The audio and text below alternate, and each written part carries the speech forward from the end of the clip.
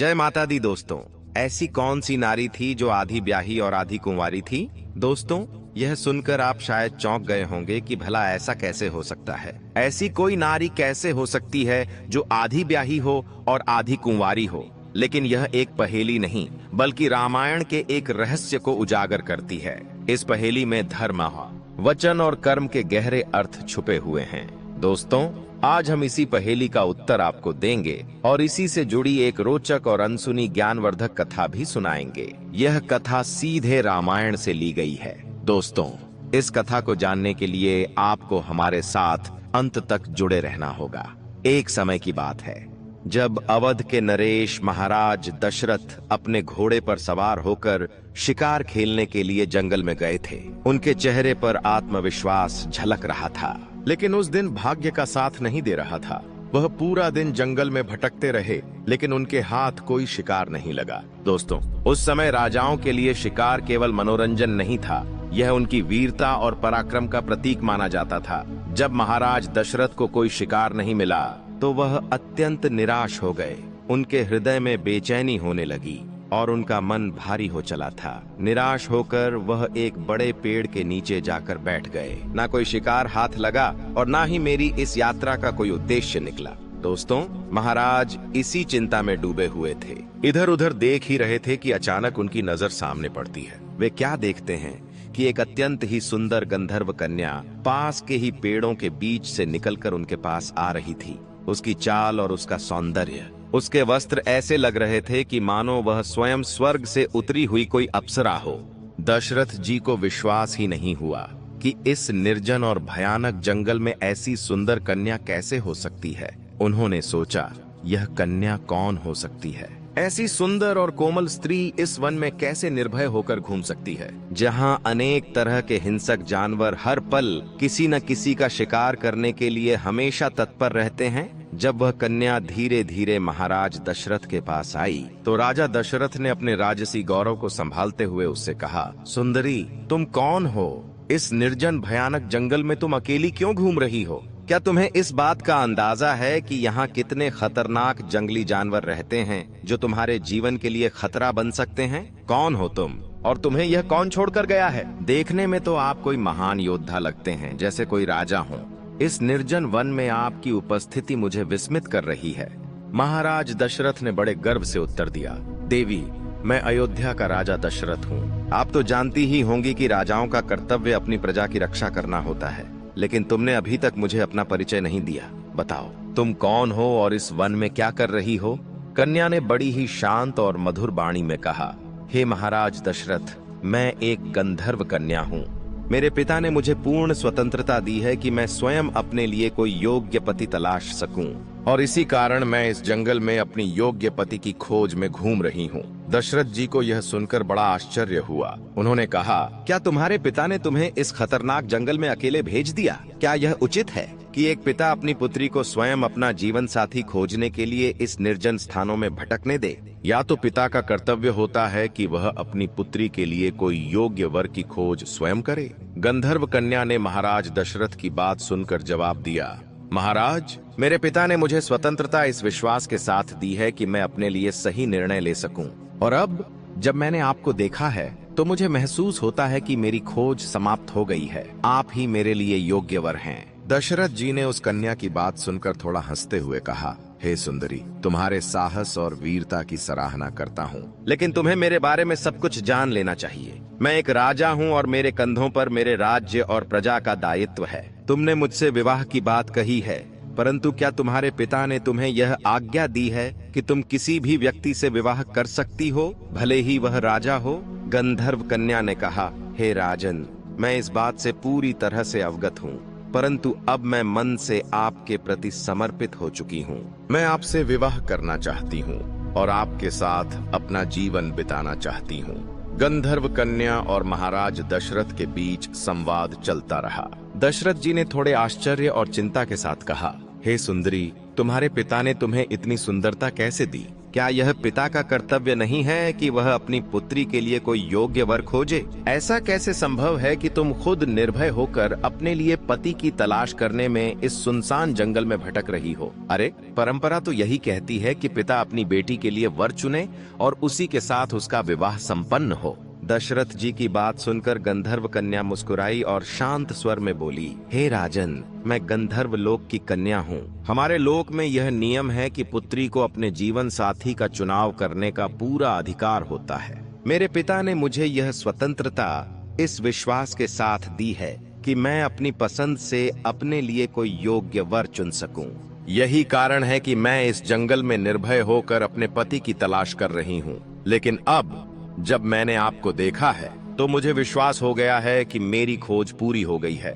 आप ही मेरे योग्य वर हैं। दशरथ को गंधर्व कन्या का आत्मविश्वास और साहस बड़ा ही अद्भुत लगा, लेकिन वह थोड़ा व्यंग्य करते हुए कहने लगे, अरे, यह तो वही बात हुई जो आजकल के लोग करते हैं। कोई लड़का या लड़की एक दूसरे को पसंद कर लेते हैं और अगर घर वाले राजी न हो तो भागकर शादी कर लेते हैं। खैर, यह तो पुरानी बातें हैं, छोड़ो। मुझे यह बताओ कि तुमने मुझे ही क्यों चुना है? तभी गंधर्व कन्या ने कहा, हे राजन, मेरे मन ने तुम्हें चुना है। जब मैंने तुम्हें देखा तो मेरा हृदय जान गया कि तुम ही मेरे जीवन साथी बनने के योग्य हो। तुम्हारा राज व्यक्तित्व, तुम्हारी गरिमा और तुम्हारे भीतर की ताकत ने मुझे विश्वास दिलाया है कि तुम मेरे लिए सबसे उपयुक्त हो। अब मैं तुमसे विवाह करना चाहती हूँ। दोस्तों, दशरथ जी यह सुनकर थोड़े गंभीर हो गए, लेकिन उनके मन में भी उस गंधर्व कन्या के प्रति आकर्षण पैदा हो चुका था। उसकी सुंदरता पर वह मोहित हो चुके थे। उन्होंने कहा, हे गंधर्व कन्या, तुम्हारे साहस और प्रेम ने मुझे भी आकर्षित कर लिया है। मैं भी अब तुमसे विवाह करने के लिए सहमत हूँ। महाराज दशरथ उस गंधर्व कन्या को प्राप्त करना चाहते थे और इसीलिए कामवश होकर उस गंधर्व कन्या की ओर बढ़ने लगे। महाराज दशरथ को अपनी ओर आते देखकर गंधर्व कन्या मुस्कुराई, लेकिन फिर वह थोड़ी गंभीर होकर कहने लगी। उसने राजा दशरथ को रोकते हुए कहा, ठहरो राजन, विवाह तो मैं तुमसे ही करूंगी, लेकिन मेरी एक शर्त है। अगर तुम मेरी शर्त मानोगे तो ही मैं तुम्हारे साथ विवाह करूंगी। महाराज दशरथ ने उत्सुकता से पूछा, बताओ तुम्हारी क्या शर्त है? मैं उसे मानने के लिए तैयार हूँ। कहते हैं दोस्तों, कामी, लोभी और लालची जब अपने स्वार्थ में चकनाचूर होते हैं तो वे अच्छे बुरे का परिणाम भूल जाते हैं। वे यह भी भूल जाते हैं कि भविष्य में इसका परिणाम हमारे हित में होगा या अहित, या यह मेरे दुख का कारण बनेगा। गंधर्व कन्या और दशरथ के बीच संवाद के दौरान कन्या ने दशरथ के सामने एक महत्वपूर्ण शर्त रख दी। उसने गंभीरता से कहा, राजन, यदि आप चाहते हैं कि मैं आपकी इच्छा को स्वीकार करूं और आपसे विवाह करूं, तो आपको एक वचन देना होगा। मेरा पुत्र ही अयोध्या की गद्दी पर बैठेगा और यदि आप यह वचन देते हैं तो मैं आपके साथ विवाह करूंगी। दशरथ जी ने इस बात को बिना ज्यादा विचार किए स्वीकार कर लिया। उस समय उनके कोई संतान नहीं थी। उन्होंने सोचा कि शायद इससे कोई संतान पैदा हो सके। उनके मन में यह विचार आया कि एक विवाह के लिए यह वचन देना कोई बड़ी बात नहीं है। उन्होंने आत्मविश्वास भरी आवाज में कहा, हे सुंदरी, मैं आपको वचन देता हूँ कि आपका पुत्र ही अयोध्या की राजगद्दी पर विराजमान होगा। अब आप प्रसन्न हो जाइए। गंधर्व कन्या यह वचन सुनकर संतुष्ट हो गई। उसकी आंखों में एक चमक थी, मानो उसे अब अपने जीवन का उद्देश्य प्राप्त हो चुका था। दशरथ जी ने उसे भरोसा दिलाते हुए कहा, अब मैं आपके पास तुरंत नहीं रह सकता। मैं अपने राज्य अयोध्या लौटकर बारात लाऊंगा। तब हम वैदिक रीति रिवाज से विवाह करेंगे। इसी तरह से आपका और मेरा विवाह पूर्ण हो सकेगा। अभी आप यही वृक्ष के नीचे विश्राम करें, मैं जल्द ही लौटूंगा। मुझे पूरा विश्वास है कि आप अपना वचन जरूर निभाएंगे। दोस्तों, दशरथ जी ने उसे एक बार और आश्वस्त किया और अपने घोड़े पर सवार होकर अयोध्या के लिए निकल पड़े। उनके मन में उत्साह और गर्व का भाव था कि उन्होंने एक ऐसी कन्या को अपने लिए चुना था जो साहसी और आत्मनिर्भर थी। इस प्रकार गंधर्व कन्या के साथ गंधर्व विवाह हुआ, जिसे केवल मन और वचन का मेल माना जाता है। वही दशरथ जी और गंधर्व कन्या के बीच हुआ। इसे आधा विवाह माना गया, क्योंकि केवल वरमाला और वचन हुआ था। वैदिक रीति रिवाजों के अनुसार विवाह की बाकी रस्में अभी बाकी होनी थीं। दशरथ जी ने स्पष्ट कहा था कि वह बारात लेकर आएंगे, तब पूरी तरह से सारी रस्में निभाई जाएंगी। तब यह विवाह संपन्न माना जाएगा। गंधर्व कन्या ने दशरथ जी की बात पर विश्वास किया और वृक्ष के नीचे बैठकर शांत मन से प्रतीक्षा करने लगी। उधर दशरथ जी अपने राज्य अयोध्या के लिए लौट गए और यह सोचते हुए वह जल्द ही अपनी नई जीवन संगिनी को सम्मान पूर्वक अपने महलों में लेकर आएंगे। महाराज दशरथ जब गंधर्व कन्या से वादा करके अयोध्या लौटे तो उनके मन में उत्साह था। उन्होंने तय किया था कि वह जल्द ही बारात लेकर उस गंधर्व कन्या के पास लौटेंगे और वैदिक रीत रिवाज से विवाह को संपन्न करेंगे। लेकिन अयोध्या लौटने के बाद दशरथ अपने राजकीय कार्यों और परिवार की जिम्मेदारियों में ऐसे उलझ गए कि धीरे धीरे वह वचन उन्हें याद नहीं रहा। दशरथ जी के बारे में अधिकतर लोग जानते हैं कि उनके 3 प्रमुख रानियां थीं, कौशल्या, सुमित्रा और कैकेयी। इन 3 रानियों का उल्लेख रामायण में प्रमुखता से किया गया है। लेकिन एक और बात है जिसमें बताया गया है कि दशरथ की कुल 760 रानियां थीं, जैसा कि जगदीश रामायण में वर्णित है। इन रानियों में से कुछ विशेष थीं जिन्हें पटरानियां का दर्जा प्राप्त था। यही कारण है कि रामायण और अन्य ग्रंथों में केवल इन्हीं का उल्लेख किया गया है। लेकिन अन्य रानियां भी दशरथ के जीवन का महत्वपूर्ण हिस्सा थीं और वह सभी उनके महल की शोभा बढ़ाती थीं। जब महाराज दशरथ अयोध्या लौटे तो अपनी 760 रानियों में खो गए। हर दिन महल में कोई न कोई उत्सव होता, कहीं न कहीं कोई आयोजन होता। वह अपने परिवार के साथ में व्यस्त हो गए और धीरे धीरे गंधर्व कन्या से किया गया वचन उनके मन से मिटने लगा। उनके 3 प्रमुख रानियां कौशल्या, सुमित्रा और कैकेयी हर समय उनकी सेवा में और प्रेम में लगी रहती थीं। राजमहल के अन्य कामकाज और प्रजा के कल्याण के कार्यों में दशरथ जी इतने उलझ गए कि जंगल में वृक्ष के नीचे प्रतीक्षा कर रही उस गंधर्व कन्या का उन्हें ध्यान ही नहीं रहा। गंधर्व कन्या ने दशरथ पर विश्वास करके उन्हें वचन दिया था कि वह उनका इंतजार करेगी। लेकिन दशरथ अपने महल के वैभव, रानियों के प्रेम और राजकाज के कार्यों में इतने मग्न हुए कि उन्होंने उस गंधर्व कन्या से किया गया वादा पूरी तरह से भूल दिया। महल में उनके पास हर समय कोई न कोई रानी बनी रहती थी। कोई उनकी देखभाल करती तो कोई राजकीय चर्चा में उनका साथ देती। दशरथ जी को यह याद नहीं रहा कि उन्होंने गंधर्व कन्या से बारात लेकर लौटने का वचन दिया था। उधर जंगल में वह गंधर्व कन्या दशरथ की प्रतीक्षा करती रही। हर दिन उसे लगता था कि महाराज दशरथ बारात लेकर आएंगे और उसे अपने साथ ले जाएंगे। लेकिन जैसे जैसे समय बीतता गया उसके मन में निराशा बढ़ती चली गई।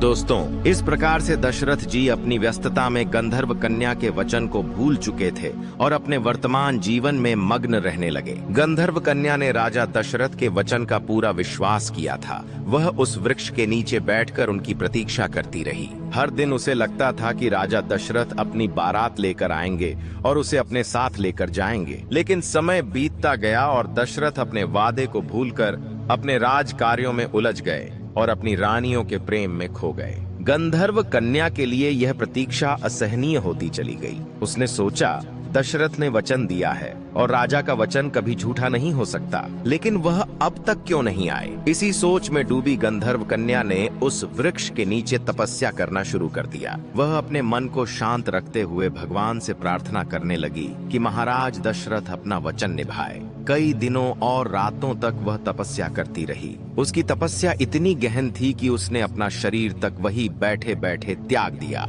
इस घटना को मतंग ऋषि, जो उसी जंगल में तपस्या कर रहे थे, ने देखा। वे कन्या के त्याग और तपस्या से बहुत प्रभावित हुए। जब मतंग ऋषि ने देखा कि गंधर्व कन्या ने प्राण त्याग दिए हैं तो वे उसके पास पहुंचे। उन्होंने ध्यान लगाकर उसके जीवन के उद्देश्य और दशरथ जी के साथ हुए संवाद को समझा। फिर उन्होंने उसकी हड्डियों से खड़ाऊ बनवाए। मतंग ऋषि ने मन ही मन सोचा, यह कन्या जिस वचन के लिए जी रही थी वह पूरा होना चाहिए था। दशरथ जी ने उसे गद्दी से जोड़ने का वादा किया था और यह खड़ाऊ ही अब तक उस वचन को पूरा करेंगे। खड़ाऊ बनाकर मतंग ऋषि अपने शिष्य अत्रि ऋषि के पास गए। उन्होंने खड़ाऊ अत्रि मुनि को सौंपते हुए पूरी घटना सुनाई। उन्होंने कहा, हे अत्रि, यह खड़ाऊ उस गंधर्व कन्या के हैं जिसने राजा दशरथ के वचन पर विश्वास किया था और अपने प्राण त्याग दिए। अब यह खड़ाऊ उस वचन को पूरा करेंगे। इन्हें किसी ऐसे योग्य व्यक्ति को दे देना जो इन्हें सम्मान पूर्वक उपयोग कर सके। अत्रि ऋषि ने श्रद्धा पूर्वक खड़ाऊ को स्वीकार कर लिया और उन्हें अपने आश्रम में रख लिया। उधर महाराज दशरथ अपने वचन को भूल चुके थे। और समय बीतता गया और दशरथ के घर में भगवान राम का जन्म हुआ। भगवान राम बड़े हुए और एक दिन कैकेयी के कहने पर उन्हें वनवास का आदेश मिला। राम माता सीता और लक्ष्मण के साथ वनवास पर चले गए। वन में घूमते हुए वे अत्रि ऋषि के आश्रम में पहुंचे और अत्रि ऋषि और उनकी पत्नी माता अनसुईया ने राम, लक्ष्मण और सीता का स्वागत किया। माता अनसुईया ने माता सीता को दिव्य वस्त्र और आभूषण दिए और उन्हें जीवन के कई उपयोगी ज्ञान भी सिखाए। जब राम आश्रम से जाने वाले थे तो अत्रि मुनि ने सोचा कि अब समय आ चुका है, इन खड़ाओं को सही व्यक्ति को सौंप देना चाहिए। उन्होंने वही खड़ाओ भगवान राम को भेंट करते हुए कहा, हे राम, ये खड़ाऊ मतंग ऋषि के द्वारा बनाए गए हैं। इनका बड़ा महत्व है। इन्हें अपने पास रखिए और उचित रूप में इनका उपयोग कीजिए। भगवान राम ने खड़ाऊ को बड़े आदर के साथ स्वीकार किया और उन्होंने जान लिया कि ये खड़ाऊ किसी विशेष उद्देश्य के लिए हैं। भगवान राम ने उन्हें अपने साथ रखा और वह मतंग ऋषि भी वहीं पर पहुंच गए। मतंग ऋषि ने अपने शिष्य को धन्यवाद दिया और कहा, तुमने जो ये खड़ाऊ भगवान राम को दिए, यही काम उचित था, इन्हीं को देने थे। दोस्तों, फिर भगवान राम ने खड़ाऊ को अपने पैरों में नहीं पहना, उन्हें अपने पैरों की जूती नहीं बनाया। वह खड़ाऊ एक वस्त्र में लपेटकर अपने भाई लक्ष्मण को दे दिए और कहा, हे लक्ष्मण, इन खड़ाऊ को अपने पास में रखिएगा। इन्हें पैरों में नहीं पहनना है। आगे जंगल में नंगे पैरों ही चलना है, हम इन्हें पहनेंगे नहीं। तो बताया जाता है कि भगवान राम, लक्ष्मण और सीता जब चित्रकूट में मौजूद थे, उसी समय राम के वनवास के निर्णय से हर कोई अयोध्या में दुखी था, लेकिन सबसे अधिक दुखी थे भरत। अपने बड़े भाई के बिना अयोध्या के राजमहल सूने लगने लगे थे। भरत ने अपने मन में निश्चय कर लिया था कि वह राम से मिलने जाएंगे और उन्हें वापस लेकर अयोध्या आएंगे। भरत जी ने अयोध्या से चित्रकूट की यात्रा की। उनके साथ गुरु वशिष्ठ और कई अन्य राज परिवार के सदस्य भी थे। जब भरत जी चित्रकूट पहुंचे तो उन्होंने राम को देखा। राम वनवासी भेष में थे और उनके साथ लक्ष्मण और माता सीता थे। भरत जी ने अपने भाई को इस अवस्था में देखा तो उनकी आंखों में आंसू आ गए। भरत जी ने राम के चरणों में गिरकर कहा, भैया, आप यह सब क्यों सह रहे हैं? आप जैसे धर्म प्राण राजा को वन में रहने की क्या आवश्यकता है? अयोध्या आपसे है। कृपा करके लौट चलिए और राज सिंहासन पर बैठकर राज्य का संचालन कीजिए। मैं अयोध्या का राजा बनने के योग्य नहीं हूँ। राम ने भरत को उठाते हुए कहा, भैया भरत, आपका यह प्रेम मेरे लिए अनमोल है, लेकिन आप यह क्यों बोल रहे हैं? यह वनवास मुझे पिताजी के वचन को निभाने के लिए मिला है। धर्म का पालन करना मेरा सबसे बड़ा कर्तव्य है। यदि मैं इस समय अयोध्या लौट गया तो पिताजी का वचन अधूरा रह जाएगा और यह मेरे लिए सबसे बड़ा अधर्म होगा। भरत ने भावुक होकर कहा, भैया, मैं पिताजी के निर्णय का सम्मान करता हूँ, लेकिन उनके जाने के बाद अयोध्या एक यतीम राज्य बन चुका है। प्रजा आपके बिना दुखी है। अगर आप वापस नहीं गए तो अयोध्या बर्बाद हो जाएगी।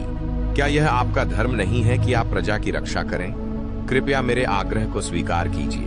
तभी राम ने भावुक होकर कहा, भैया भरत, मैं आपकी भावना को समझता हूँ, लेकिन मेरा अंतिम निर्णय है। पिताजी का वचन मेरा धर्म है और इसे निभाना मेरी प्राथमिकता है। आप मेरी अनुपस्थिति में अयोध्या का संचालन करिए, उस राज्य को आप संभालिए।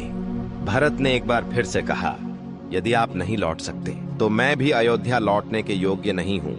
मैं आपके बिना राजगद्दी पर नहीं बैठ सकता। भगवान राम ने भरत को सांत्वना दी और कहा, देखो भैया, अगर आप वास्तव में मुझसे इतना प्रेम करते हैं तो मेरी एक बात मानिए। मैं आपको अपने चरण खड़ाऊ देता हूँ। इन्हें गद्दी पर रखकर आप राज्य का संचालन करिए। यही खड़ाऊ मेरे प्रतीक होंगे। आप मेरे प्रतिनिधि बनकर राज संभालिए। भरत ने यह सुनकर रोते हुए कहा, भैया, मैं आपके बिना यह कैसे कर सकता हूँ? आपके चरणों के बिना अयोध्या सूनी लगती है। तब राम ने कहा, भरत, यह खड़ाऊ केवल प्रतीक नहीं है। इन्हें गद्दी पर रखकर आप राज्य का संचालन करेंगे और मैं आज जानकर संतुष्ट रहूंगा कि अयोध्या मेरे आदर्शों के अनुसार चल रही है। आप मेरे प्रतिनिधि हैं और यह खड़ाऊ आपको मेरे पास होने का एहसास भी दिलाएंगे। भरत ने भारी मन से राम के चरण खड़ाऊ को स्वीकार किया। उन्होंने कहा, भैया, यह खड़ाऊ मेरे लिए आपका आशीर्वाद है। मैं इन्हें गद्दी पर रखूंगा और यह सुनिश्चित करूंगा कि राज्य आपकी शिक्षाओं के अनुसार ही संचालित हो। लेकिन मैं यह प्रतिज्ञा करता हूं कि जब तक आप वापस नहीं आएंगे, मैं स्वयं गद्दी पर नहीं बैठूंगा। मैं अपने जीवन को एक तपस्वी की तरह जीऊंगा और आपकी प्रतीक्षा करूंगा।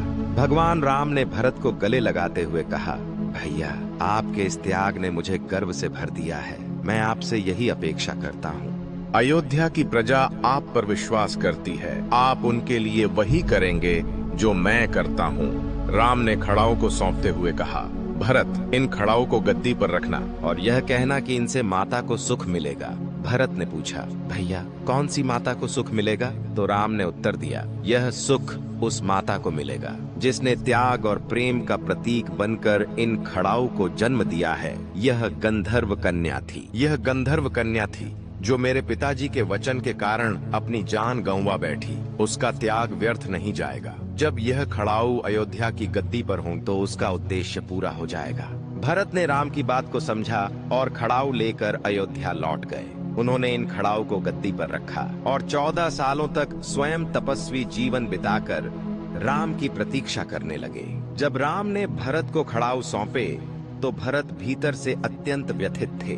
उनका हृदय अपने बड़े भाई के प्रति प्रेम और आदर से भर गया। उन्होंने चरण खड़ाऊ को हाथ में लिया और राम से कहा, भैया, यह खड़ाऊ केवल आपके प्रतीक नहीं है, यह मेरे लिए आपके आशीर्वाद और आपका आदेश है। मैं इन्हें गद्दी पर रखूंगा, लेकिन यह वचन देता हूँ कि मैं स्वयं कभी गद्दी पर नहीं बैठूंगा। आपके बिना राजगद्दी मेरे लिए शून्य है। मैं इन खड़ाऊ को अयोध्या का राजा मानूंगा। राम ने भरत को स्नेह पूर्वक गले लगाते हुए कहा कि भरत, आपका यह त्याग अयोध्या की प्रजा के लिए प्रेरणा बनेगा। आपके इस निर्णय से पिताजी का वचन भी पूरा होगा और प्रजा भी सुरक्षित रहेगी। आप मेरे आदर्शों और धर्म का पालन करते हुए राज्य का संचालन करिए। यह खड़ाऊ अयोध्या के न्याय, धर्म और सत्य का प्रतीक है। भरत ने उन खड़ाऊ को निहारते हुए पूछा, भैया, आपने कहा था कि इन खड़ाऊ को गद्दी पर रखने से माता को सुख मिलेगा। कृपया स्पष्ट करें कि आप किस माता की बात कर रहे हैं। राम ने मुस्कुराते हुए उत्तर दिया, भरत, यह सुख उस माता को मिलेगा जिसने अपने वचन और त्याग से इन खड़ाऊ को जन्म दिया है। वह गंधर्व कन्या जो पिताजी के वचन पर अडिग रही और तपस्या करते करते अपने प्राणों का त्याग कर बैठी। उसकी तपस्या, त्याग और विश्वास व्यर्थ नहीं जाएगा। जब यह खड़ाऊ अयोध्या की गद्दी पर विराजमान होंगे तो उसका उद्देश्य पूरा होगा। भरत जी यह सुनकर गंभीर हो गए। उन्होंने मन ही मन उस गंधर्व कन्या के त्याग को नमन किया और राम से कहा, भैया, मैं इन चरण पादुका को केवल गद्दी पर नहीं रखूंगा, बल्कि इन्हें पूरे सम्मान के साथ राज सिंहासन का प्रतीक मानूंगा। जब तक आप वापस नहीं लौटेंगे, मैं तपस्वी जीवन जीऊंगा। यही मेरी प्रतिज्ञा है। भरत ने चरण खड़ाऊ को कपड़े में लपेटा और अपने सिर पर रख लिया। उनकी आंखों में आंसू थे, लेकिन मन में यह संतोष था कि वे अपने बड़े भाई का आदेश और वचन निभा रहे हैं। राम ने भरत को गले लगाया और कहा, भैया, आपका यह त्याग अयोध्या के लिए मूल्यवान है। मैं वचन देता हूँ कि वनवास की अवधि समाप्त होते ही मैं वापस आऊंगा और आपसे मिलूंगा। तब तक आप मेरी जगह यह जिम्मेदारी उठाइए। भरत ने राम के चरणों को स्पर्श किया और खड़ाऊ लेकर अयोध्या के लिए लौट चले। अयोध्या लौटने के बाद भरत ने खड़ाऊ को सिंहासन पर रखा और संपूर्ण राज्य में यह घोषणा करवा दी, राम जी के चरण पादुका अयोध्या के राजा होंगे और मैं केवल उनका सेवक हूँ। यह गद्दी मेरे लिए नहीं, बल्कि राम जी के लिए सुरक्षित है। जब तक वे वापस नहीं लौटेंगे, मैं उनका इंतजार करूंगा और सेवा करूंगा। भरत जी ने अपने वचन के अनुसार तपस्वी का जीवन जीना शुरू कर दिया। उन्होंने राजमहल में रहने से इनकार कर दिया और नंदीग्राम में कुटिया बनाकर वहीं रहने लगे। वे प्रतिदिन राम जी के चरण खड़ाऊ की पूजा करते थे और राज्य की जिम्मेदारी संभालते थे। भरत का यह त्याग और राज्य के प्रति उनका प्रेम एक आदर्श बन चुका था। उन्होंने दिखा दिया कि सच्चा नेतृत्व केवल सिंहासन पर बैठने से नहीं, बल्कि धर्म, त्याग और न्याय के मार्ग पर चलने से ही सिद्ध होता है। भगवान राम ने भरत के इस निर्णय को अपने वनवास के दौरान याद रखा और अयोध्या लौटने पर भरत के इस त्याग को सराहा।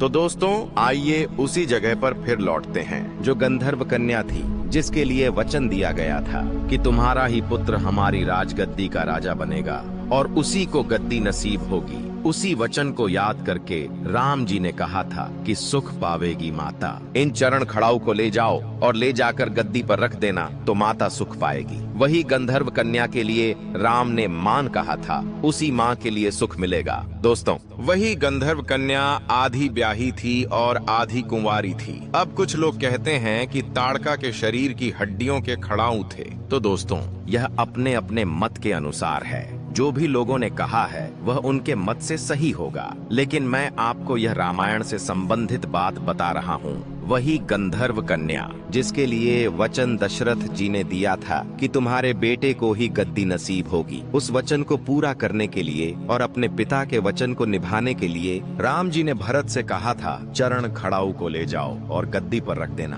तो माता को सुख मिलेगा। यानी उसी माँ के लिए बड़ा सुख मिलेगा, जिसके लिए हमारे पिताजी ने वचन दिया था कि तुम्हारा पुत्र ही राजगद्दी पर बैठेगा। अब उसका पुत्र तो नहीं हुआ, लेकिन वह माता जब उसकी हड्डियों के बने चरण खड़ाऊ गद्दी पर रखे जाएंगे तो उसे देखकर जहाँ कहीं भी वह होगी उसे बड़ा सुकून मिलेगा, उसे सुख मिलेगा। यह बात राम जी ने भरत से कही थी। फिर उन्हीं चरण खड़ाऊ को लेकर भरत जी चले आए और 14 साल तक वे खड़ाऊ महाराज दशरथ की गद्दी पर रखे रहे। उस गंधर्व कन्या की बनी हड्डियों से उस खड़ाऊ ने राज्य किया और उसे बड़ा सुकून मिला। वह गंधर्व नारी गंधर्व कन्या थी जो आधी ब्याही और आधी कुंवारी थी। दोस्तों, यह पहेली आपको कैसी लगी? क्या इस पहेली का जवाब सुनकर आपका संतोष हुआ? अपने विचार जरूर बताइएगा, क्योंकि रामायण रहस्यों से भरी पड़ी है। कहते हैं, हरि अनंत हरि कथा अनंता, कहाई सुने बहुविध सब संता। रामायण में भगवान राम का चरित्र और विधाता का चरित्र कोई कहाँ तक कहेगा। यह अनंत कथाएं हैं जो अनंत बार पढ़ी जाएंगी, लेकिन हर बार एक नई कथा होगी। दोस्तों, यह कहानी आपको कैसी लगी? एक प्यारा सा कमेंट करके जरूर बताना। और यदि वीडियो आपको पसंद आया, अच्छा लगा है, तो इस वीडियो को लाइक और शेयर करना। चैनल को सब्सक्राइब करने की भी कृपा कर देना। जय माता दी।